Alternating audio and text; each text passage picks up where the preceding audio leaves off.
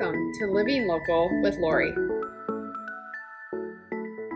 Hi, I'm Lori Johanneson, a top performing realtor in Naperville and the surrounding suburbs. Today on Living Local, we are on location again because we are sitting here with Aimee, who is with Proper Rate, and Proper Rate is associated with properties. So Aimee, thank you so much for being a part of my series. And the reason we're talking today is Aimee, of all the lenders I know, really knows and looks at data from a very broad perspective. And what I keep hearing when I'm talking to clients or reading stuff online is the market's gonna crash or tank, or we're gonna go into a really large recession. And so a lot of people are truly acting in fear. And it was comforting to speak with Aimee and hear her perspective as well. Obviously, neither of us are, can predict the future, but we can look at data and talk to that and hope for a positive outcome. So absolutely. Aimee, if you want to further introduce yourself and then talk a little bit about what you think when you're looking at the data and what we're going to see. Great. Thanks, Lori. Yep, Aimee Renkes, Senior Vice President of Mortgage Lending with Proper Rate. Been doing this for 17 years. You've been doing this for 20. So we were functioning during the 2008 and 2009 housing crisis and recession. So I think part of what I want to talk about today is that there's a lot of fear still related to what happened then. And the best way I can describe it is that was a housing and mortgage industry related recession. Whereas every other recession, you go back to 1960 and beyond, was not caused by the housing market, right? That is the only time, historically, I'll show this chart, that you saw a decline in home prices with a recession. Every other time, home prices continue to steadily increase. So when I hear those comments from buyers as well, that's my first answer. It's understandable to be concerned that that would be the case, but history does not show that in the data. It just doesn't. Right. And then I also look at the 2006 to 2008, which people are referencing, is there was a lot of 100% financing. Yes. Appraisals were done as drive-bys. Right now, appraisers are trying to do desktop appraisals once again, which they started that last year, then they stopped. Now there's another secret way of doing these desktop appraisals, which is a little sneaky in how that's happening.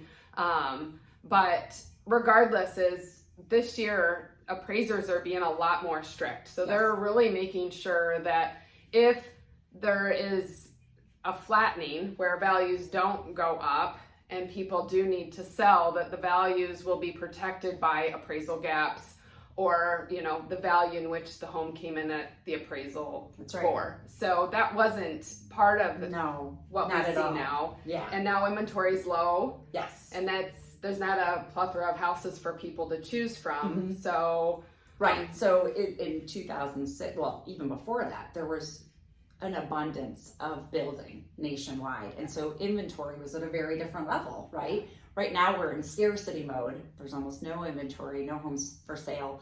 Back in the mid 2000s, it was the complete opposite, and that is part of what led to that challenge as well. Easy loan guidelines, too much inventory, appraisals that really didn't mean all that much. There wasn't any oversight, frankly, on appraisals. All of that led to the issues that we saw from the housing crisis. None of that's present today. So it's one thing, Congress did a great job on really regulating and improving a lot in our industry, which I'm grateful for. There were some things that some of us might complain about, but that's not one of them because there's a great deal of independence now with appraisals. So you can feel more confident when someone does appraise a property that it's a legit price or value that you can feel confident in. Right.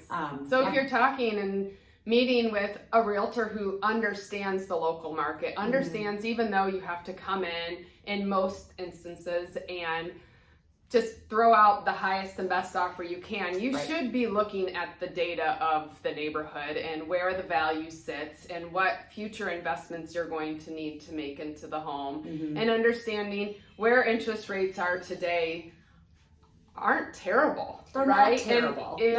My first house was way worse, and when we bought, and now where we're at today, it still seems great, but where we were, a year ago, right? So the hope is maybe, and we talked about this before coming on, is maybe there'll be a point where everybody will be able to refinance. But another educational piece is when values go up, so do your property taxes. And at what point is that going to hit? And because it is taken into consideration with the value, and having conversations with your realtor, with a knowledgeable lender, are extremely important. So thank you for being a part of Living Local. We're going to end this, as always, with a fun fact. Oh, the fun fact. So, fun fact is, Lori and I both went to college together. Yeah, I forgot about Bradley that. University, Peoria.